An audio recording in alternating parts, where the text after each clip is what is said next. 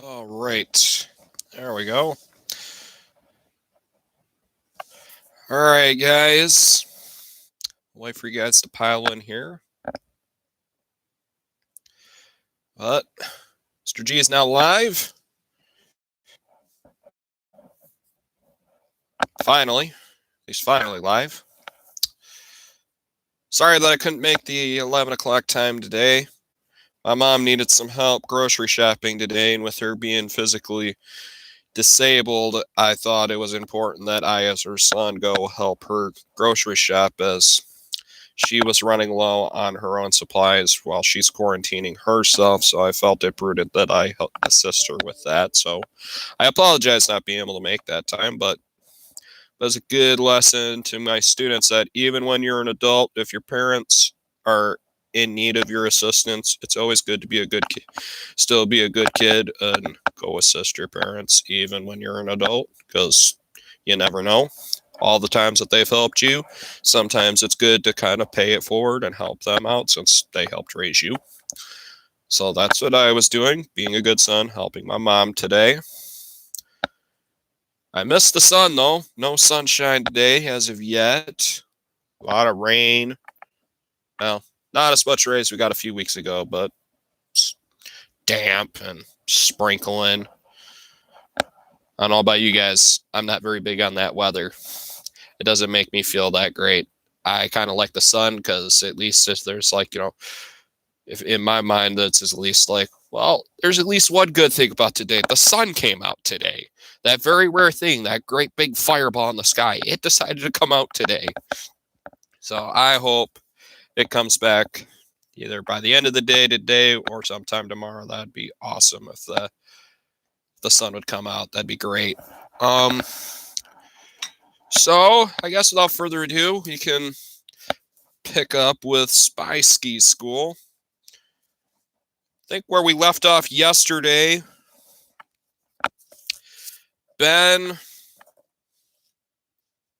is unsure if he's going to be able to make his friendship with Jessica Shang and thus use her to kind of get to Leo Shang, as he was having to compete for her attention with his best friend Mike, to which Erica then decided to put herself out on a line and decided that she would be the other girl of interest and was able to get Mike away from Jessica. However, she had the opposite of reaction of wanting Ben. She decided she was mad at Ben for even mentioning that they were having hot cocoa to Erica, and thus Erica inviting herself.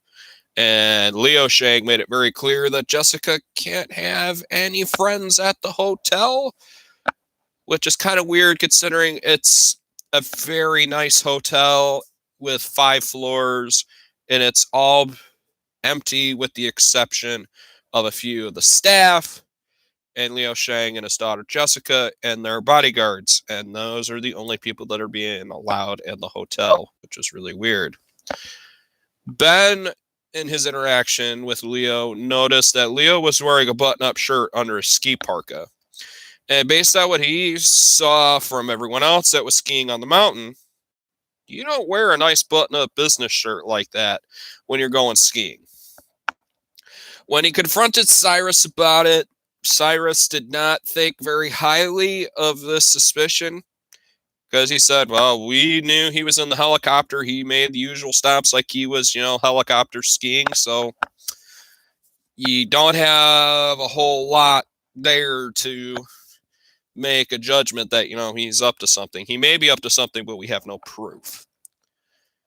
And when Cyrus found out about the whole Mike thing, he's not too keen that his own granddaughter is throwing herself at Mike to get him out of the picture.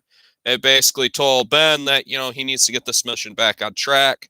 If it goes south, then he's going to be the one that's going to be at fault for the mission. So there's a lot of pressure on Ben today to kind of get himself back in the saddle, get himself back in Jessica's good graces, because he said that he could do it. He told Cyrus that he would do it. So today we will find out, how does Ben start making progress on that front. And He's looking for advice of how to win a girl's attention, because that's out of his wheelhouse. As you know, most girls don't want to talk to Ben, and as Ben has learned the hard way offhand, he has been very unsuccessful trying to chase Erica, as we know that he has a major crush on her, and he has been striking out every chance he's been given. He has not been making headway on that front. So hopefully you guys maybe had some of your own predictions of who exactly he's going to talk to, because as we know, he can't really talk to anybody in the spy group. As Alexander tried to offer his own advice, Alexander was offering advice as if it was, back in the 1960s, and you had to be an adult for some of the things that he was wanting to do, and you had to have money. Hank was trying to offer his advice, but as his brother Chip pointed out, that his girlfriend dumped him recently, and we left with the two Sackter brothers basically rolling around on the floor of the restaurant trying to beat the tar out of each other. And everyone else, they're not really normal kids. They're not really been in this, having to get close to someone else to win them on your side to be able to get information from them. So Ben says there's one person that he knows that he could talk to, and I'm wondering if you guys know who that is. Maybe you got your own predictions, but I will get started with chapter 11 here, titled Assistance. It's the Simba Ski Run, Vale Mountain. It's December 28th, and now it is 4 o'clock in the afternoon. I need some advice, I said to Mike. So he was going to Mike. Sure, he replied. You're dragging your left ski when you turn. Really? I made another turn, taking care not to drag my left ski. Mike's advice was spot on. I moved much more naturally. There you go, Mike exclaimed. Nicely done. Since my lessons had ended before the lifts closed, Mike had agreed to meet me for one last run at the end of the day. To give us some time, Erica had told him she needed an hour to change and do her hair before she met up with him for another ice skating date. We had taken the gondola up to Eagle's Nest Ridge, and were now coming down on a wide intermediate run called Simba. Why anyone named the ski run in the Colorado Rockies after the Swahili word for lion was something no one could explain to me. It was the toughest run I had ever attempted, a huge challenge for me while it was so easy for Mike. He was skiing backward down it. This allowed him to talk to me as we went. Actually, I said, I need some advice about something besides skiing. Cool, Mike said, because to be honest, your skiing's coming along great. You've got a lot of natural talent for this. I do? I asked, getting distracted from the topic once again. I couldn't help it. In my entire life, Mike had never given me a compliment like that. Well, he had, but I knew he hadn't really met any of the others. With those, he was merely being a good friend and trying to bolster my spirits. Like when he said, "You're getting a lot better at basketball," after he just created me in a game of one-on-one, or "You've got a great swing," after I had just whiffed at 30 straight baseballs in the batting cages. This was different, though. I could tell Mike was being honest, which meant a lot to me. I had pushed myself hard in my ski lessons that day, determined to improve as quickly as possible. Woodchuck had been impressed enough to put me at the top of the class. Well, not quite the top. Jawa and Chip were the best skiers. But then, they had been good to start with. I could tell it was driving them crazy to have to keep pretending to be beginners, so they could when they could have been off skiing the fun runs like Mike all day.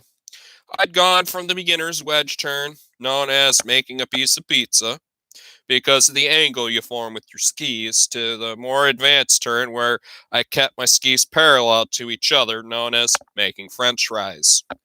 This allowed me to go faster and take on tougher runs. Keep going like this, Mike said. You'll be able to ski almost anything by the end of the week. He skidded to a halt with a deft spin.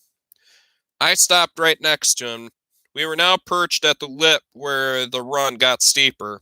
The entire Vale Valley was spread out far below us, with the low-slung gray clouds covered the mountaintops not far above our heads.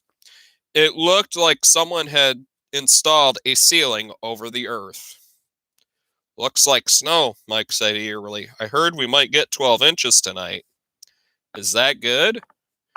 No, it's great. If we get a foot of fresh powder, it's going to be epic tomorrow. Mike shifted his gaze from the clouds to me. So, what do you need advice about? Jessica, I said. Ah, you've chosen wisely, my friend. She's cute and loaded. And into you, I pointed out. Oh, Mike said, genuinely upset. Sorry about that. I got that vibe, but I also said she might like both of us. I thought maybe she'd shift to you once I took off with Sasha. She didn't. Instead, she got all annoyed, and she's been cold to me ever since. I had tried to talk to Jessica plenty of times during the ski lesson that day, but she hadn't been very interested. The sweet, approachable girl I'd met the first day had been replaced by a sullen loner. What had made everything even stranger was that Erica, who is usually the sullen loner, was stuck pretending to be nice and friendly all day for Jessica's sake. It felt like the two of them had switched brains. Well, now, Mike said confidently, that doesn't mean she's not into you at all. She might just be embarrassed by the idea of making an obvious rebound to you. You really think so?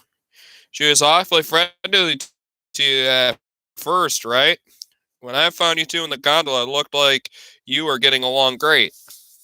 We were. So there you go. She likes you. I think we could still get you back in the game.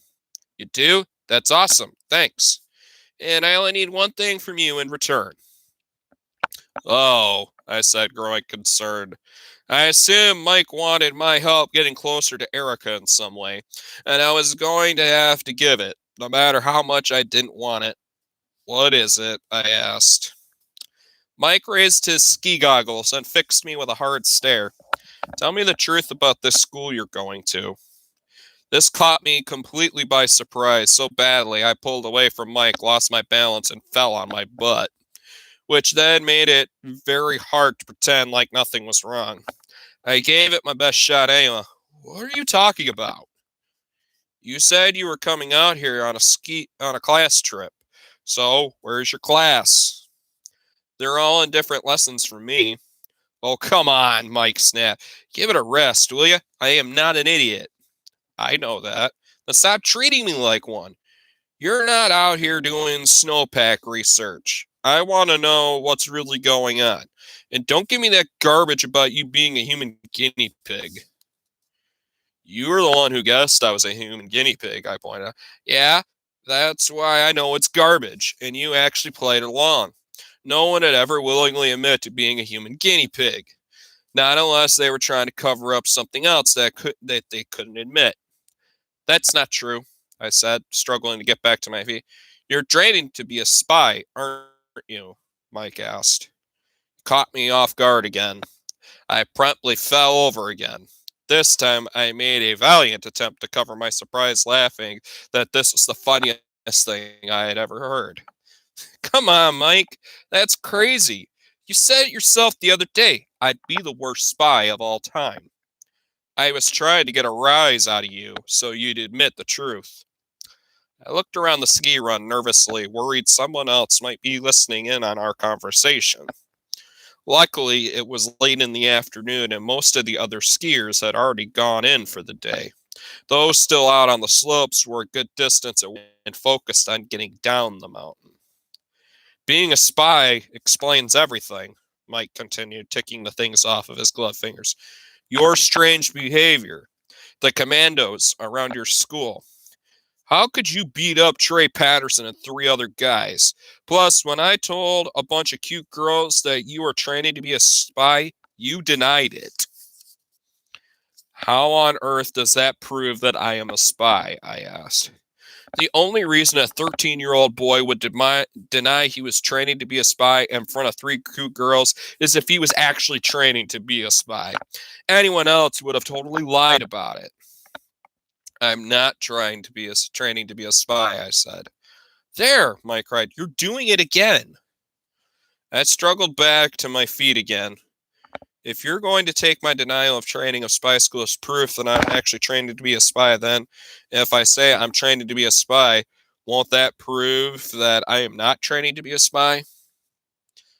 Mike paused a moment to make sense of that. Then he said, It's different with me. I'd know if you were telling the truth. I glanced around the ski run again. I now had an eerie sensation that we were being watched. None of the other skiers were paying attention to us. But when I looked toward a grove of aspen trees to my right, I thought I caught a glimpse of something moving among them. However, whatever it was disappeared the moment I looked that way. Come on, Mike pleaded. I know there's probably a ton of rules against admitting this, but I'm your best friend. It's not cool to lie to your best friend, and you've been lying to me for months. He then fixed me with a mournful, wide-eyed stare. It suddenly started to snow. Hard, like the clouds had ripped open and everything was falling out of them. Big, wide flakes came down in sheets. The grove of aspens, and whoever might have been watching me from it, vanished behind the white curtain. The snow made the world quieter, too. It swallowed up the conversations of the other skiers near us, meaning that they would have trouble hearing anything I said, too. If I was ever going to tell Mike the truth, this seemed like a good place as any to do it. And I was tired of lying to him. It wasn't simply because it made me feel like a bad friend. It's because he already knew. Like Mike had said, he was not an idiot. He had stumbled upon too many things that were too hard to explain away. And the more lies I piled up on top of one another, the worse things would get. And yet I lied to him anyhow. I had sworn to secrecy. If I spilled the beans without permission, I could be expelled from school and kicked out of the CIA, and Erica would never talk to me again. And for all I knew, Cyrus might order a hit on Mike and me. So I looked Mike right in the eye, doing my best to seem believable, and sold the lie as hard as I could. For the last time, I am not a spy. Mike held my gaze for a moment, then huffed in disgust. Fine, be that way. Some friend you are. And with that, he stabbed his poles into the ground and started down the hill. Wait, I yelled, unable to hide my panic. I didn't want Mike upset with me. I didn't want him to strand me up on the mountain either. I still hadn't solved my problems with Jessica, and I wasn't sure I could get back down without him. Mike skidded to a stop a few feet down the slope. What? He said. I still need help, I began. You're unbelievable, Mike sneered. First you lied to me, and then you still asked for a favor. I'm not lying, I lied. Whatever. Mike looked like he was about to start down the hill again, but he couldn't bring himself to ditch me. He groaned to turn back. Fine, I'll help you, because that's what friends do, even when their friends are being jerks. If you want to get back with Jessica, you have to make her jealous of you. How? Have Sasha act interested in you. Jessica's already annoyed at her. If she thinks Sasha likes you and not me, she'll shift right back to you again. You sure? No, Mike said pointedly. I'm not sure of anything, not even who my friends are. And with that, he turned and shot downhill, vanishing into the snow. Mike, I yelled after him, don't leave me here. There was no answer. The snow was coming down even harder now. I was surrounded by white. There still might have been other skiers close by, or an enemy lurking in the trees next to the run, but I couldn't see any of them. I was all alone. I called for Mike a few more times, but heard nothing. So I angled my ski tips at each other, making a piece of pizza, and pushed forward. It turned out skiing in fresh powder is much harder than skiing in groomed runs I'd been on so far. I promptly pitched forward, snapped out of my skis, and face planted in the snow. It was going to be a long way down. Well, that didn't go so well with Mike. I don't think Mike is going to let this go away either. He's still going to be badgering Ben about this. So, guys, don't be surprised if Mike shows back up later, especially since already Cyrus is not too keen that Mike is already here. Chapter 12, Information Acquisition. Lions Head Village, Vail, Colorado, December 28th. It is now 6 o'clock in the evening. It took me more than an hour to get down the mountain. I wiped out in every possible way. I had slips, skids, slides, stumbles, tumbles, sprawls, splats, topples, crumples, and collapses. I had little falls where I'd landed on my rear and big ones where I ended up somersaulting down the slope. Shredding ski gear the whole way. The falling snow was so thick, I could barely see anything in front of me. Excuse me. Until I was about to run into it. And thus, I ran into plenty. 2 ski lift poles, 4 fellow skiers, and 6 trees.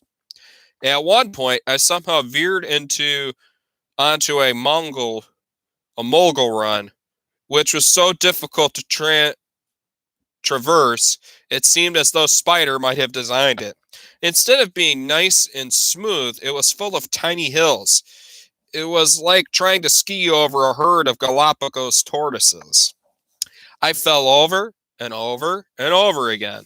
I ended up with snow in my jacket, my gloves, my ears, my nose, and by far the worst, down my pants. There were a dozen times when I wanted to simply chuck my skis into the woods and just walk the rest of the way down the mountain. But I didn't. I stuck it out, figuring out what mistakes I'd made, correcting them, pushing myself harder and harder. And I improved. It was a baptism by fire, or ice. Really. I got better at keeping my skis parallel and started to make tighter turns. Every now and then I'd link 2 or 3 turns together, carving through the powder like a pro, and it would feel absolutely amazing. Then I'd wipe out again.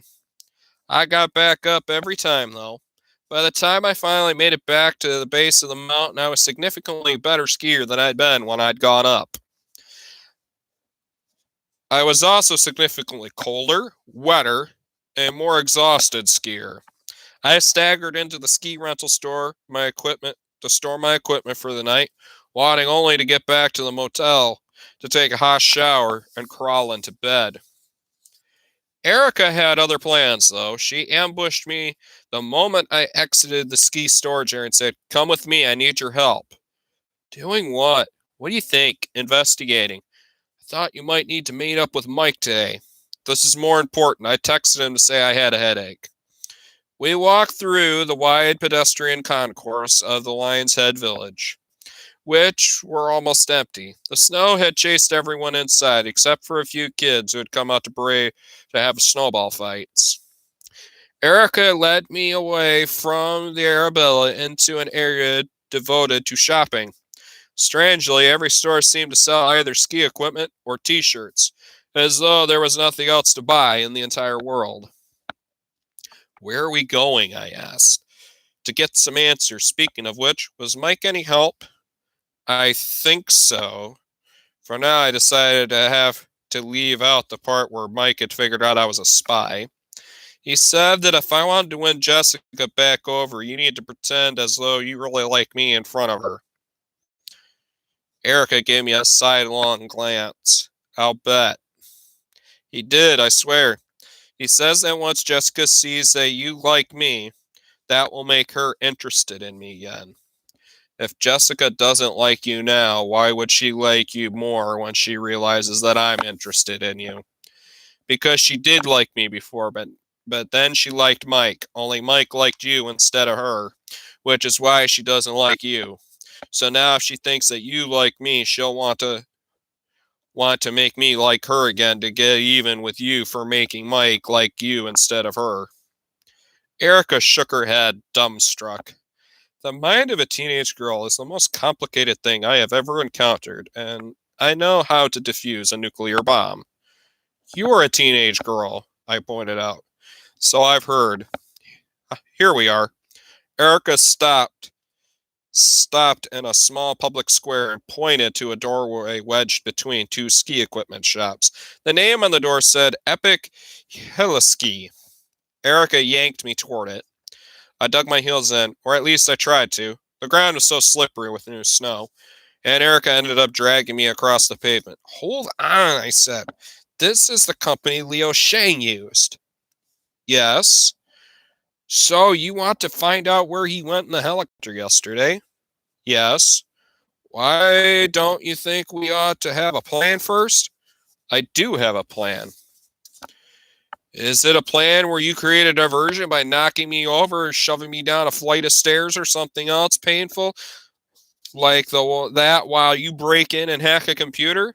Yes, that's a lousy plan. No, it's not. It works all the time. I mean, it's lousy for me, I said. Isn't there some sort of diversion that doesn't involve me getting hurt? Erica sighed like I was being very unreasonable.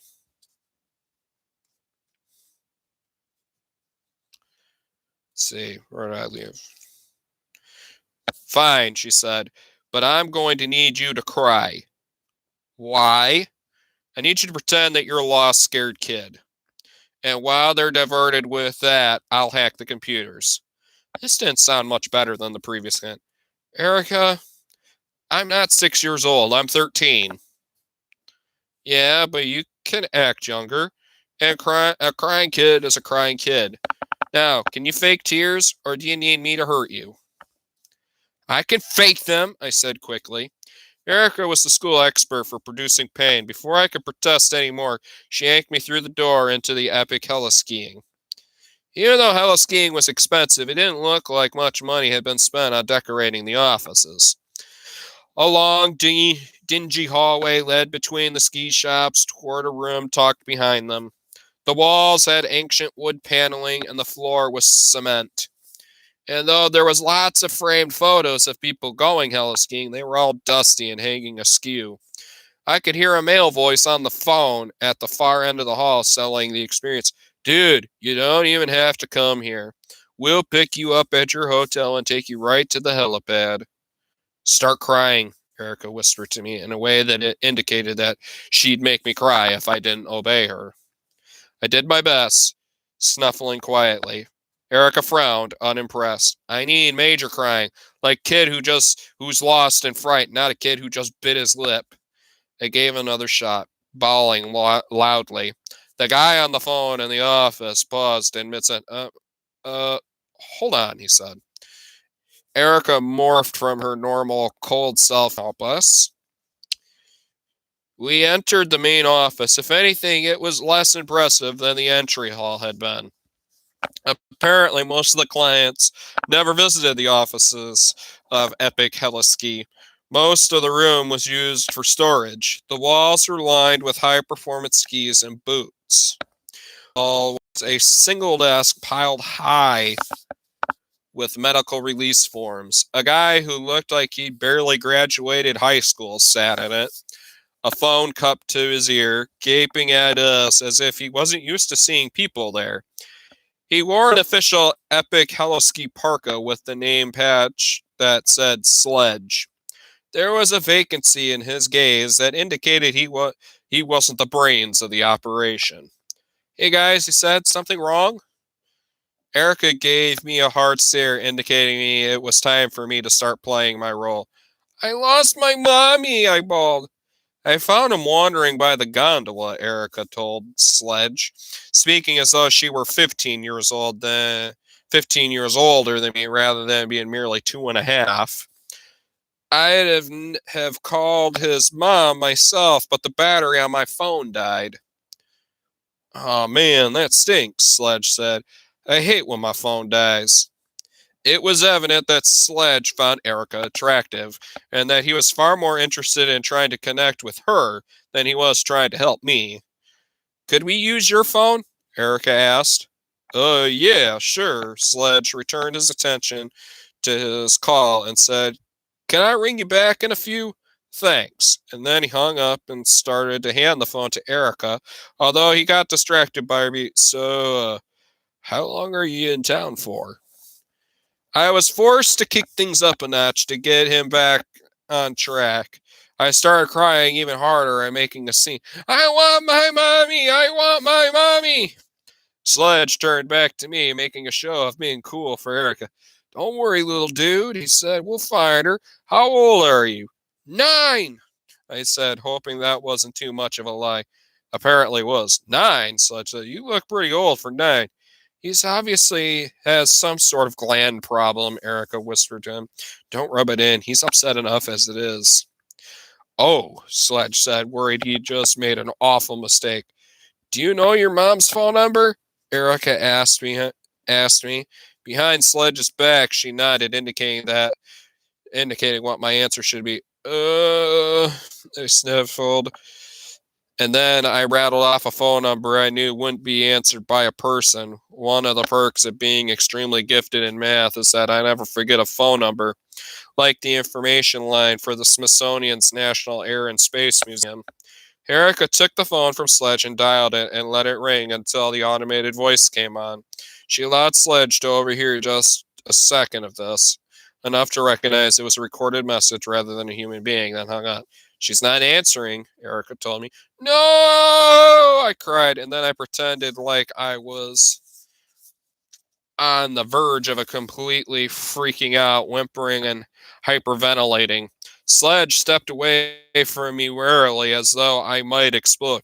What's wrong with him? He's panicking, Erica said. We need to calm him down. Can you get him a glass of water or something? There's no bathroom here, Sledge said. We have to use the public one by the gondola. I saw my opening and went for it. I think I'm gonna throw up, I wailed. No, Sledge yelled, far from more worried about me puking in his office than he had been about me being lost. As though I was trying to hold the vomit inside at that very moment. Sledge leapt into action, grabbing me by the arm and racing me back down the hallway. Keep it in, he ordered, close to panic himself. We barged back outside. Rather than lead me to the bathroom, Sledge aimed me directly for a decorative planter. In the summer, it probably held flowers, but now it only had a few inches of snow. There you go, he told me. Puke away. He then quickly backpedaled away from me like he was allergic to vomit. He gave me plenty of room and was desperately trying to look anywhere but at me, so I figured he'd never notice if I actually threw up. I bent over the planter and pretended to barf nice and loud for him. Are you done? Sledge asked hopefully. I shook my head no, wanting to buy Erica as much time as possible. I stayed hunched over the planter, clutching my stomach, and then I waited, letting the seconds tick by. Eventually, Sledge edged a little closer. Are you sure that wasn't it? I gagged, pretending to throw up again. Sledge scrambled away from me once more. A few passing tourists did the same, giving me a very wide berth. I waited some more, giving Erica more time, until I sensed Sledge nearing me once again. I added a third fake vomit, a nice long one. And then I steadied myself against the planter, trembling like I was ill. Are you okay? Sledge asked, finally sounding worried about me. I could really use some water, I gasped. Right, okay, I'll go get you some. Sledge seemed thrilled to have a reason to get away from me. In supply of a theoretical vomit I was creating. I'll be back in a bit. He raced off toward the public bathroom. The moment he had disappeared around the corner, I ducked back inside Epic Hella Skiing. Erica was bent over the computer, quickly dragging files to a flash drive. Sledge went to get me some water, I told her. It ought to take him a minute or two. Don't need it. I'm done. Erica plucked the flash drive out of the computer and stuck it in her pocket and blew past me, heading for the door. They didn't have any security at all on this computer, not even a password. It was so easy to crack. Even you could have done it. I let this dig slide and dropped in behind her as we emerged back outside. What did you get? Logs for the past few days of helicopter skiing, so I could see exactly where Leo Shang went. She sniffed the air, then looked at me curiously. I don't smell any vomit. Didn't you vomit? Nope, I faked it.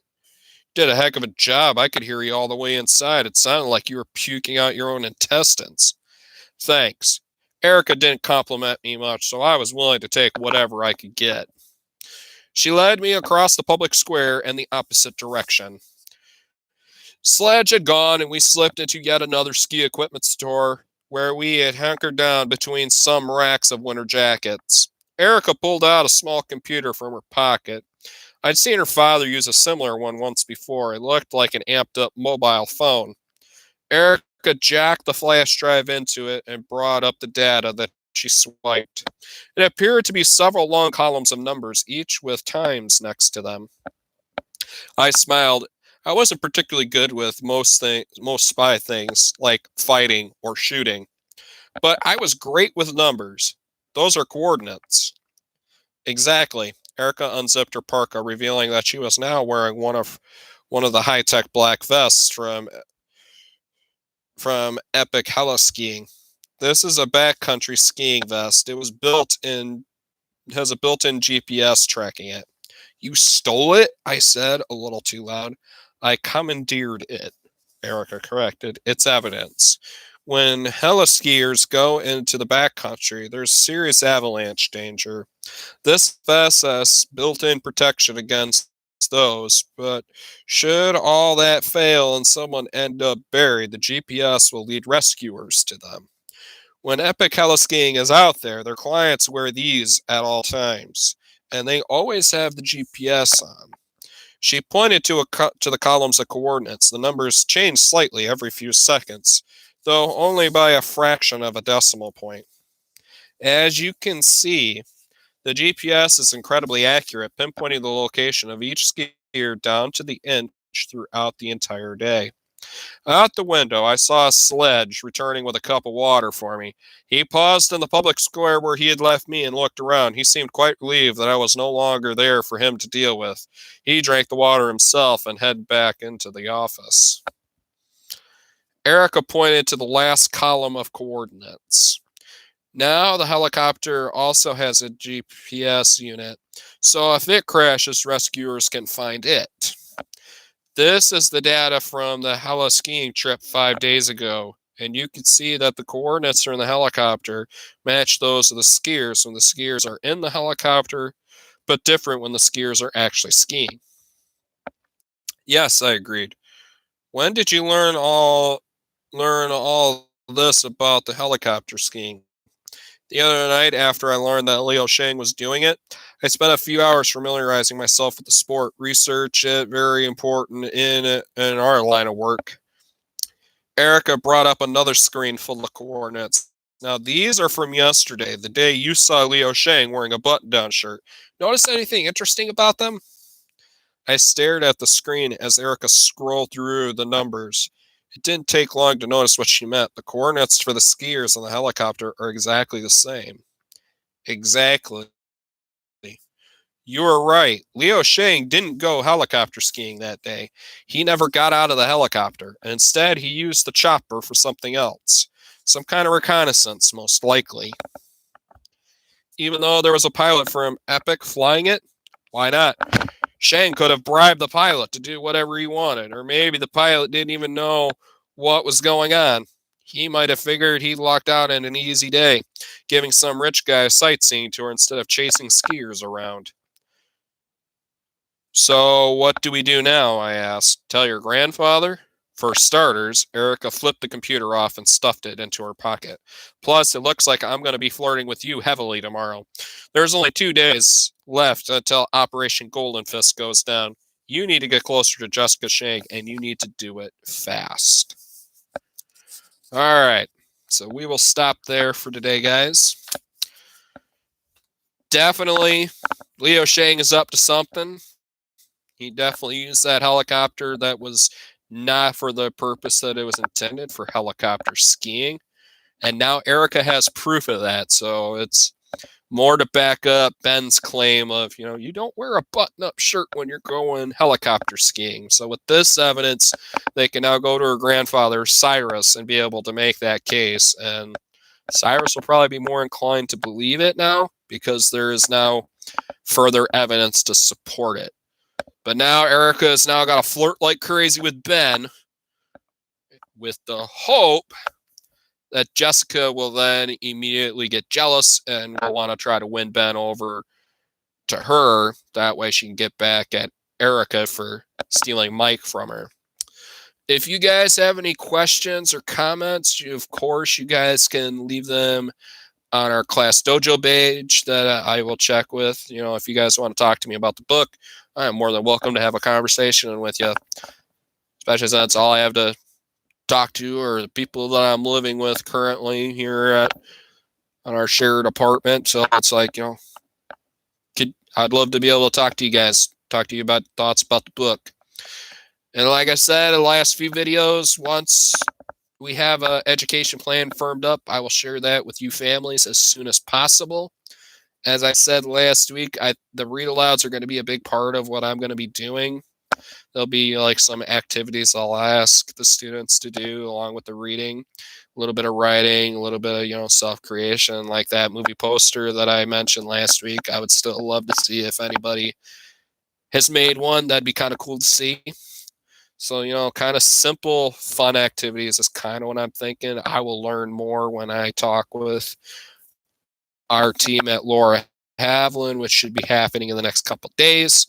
And once we have a firmed up plan in place and ready to go, we will share that with you family. So please be patient with us as we continue to navigate these uncertain circumstances to try to deliver education the best way possible for our students. Keep checking back here. I will definitely do another video tomorrow. It may be a little bit later again tomorrow I do have a planned meeting with the special ed team at Laura Haviland tomorrow. So I will probably be on later in the day, probably around the time that I came on today, which is about 12:30-ish, I believe is when I went live today. So that'll probably be about the time I do it again. So thank you so much for joining me. If you weren't able to, you can most definitely catch this on the rewatch to get yourself caught up with where we're at in the book. And tomorrow I will start reading chapter 13, titled Flirtation. So thank you guys for joining me today. Stay safe. Stay healthy.